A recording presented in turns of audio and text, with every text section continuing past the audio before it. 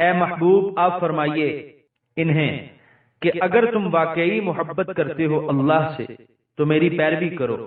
تب محبت فرمانے لگے گا تم سے اللہ، اور بخش دے گا تمہارے لیے تمہارے گناہ، اور اللہ تعالی بڑا بخشنے والا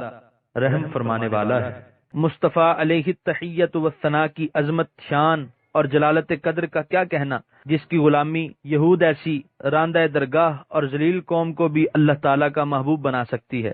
اور اس کے گھناؤنے کرتوتوں کی بخشش کا سبب بن سکتی ہے۔ اگر امت مسلمہ اتباع حبیب خدا کو اپنا شعار بنا لے اور سنت سرور کائنات صلی اللہ علیہ وسلم کے سانچے میں اپنی سیرت کو ڈھال لے تو کیا یہ محبوبیت کی خلت فاخرہ سے نوازی نہیں جائے گی؟ حیا کا سر ندامت کے بوجھ سے اٹھ نہیں سکتا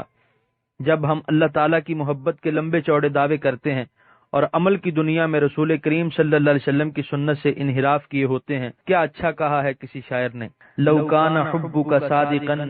لا تعتہ ان المحب لمن یحب مطیع۔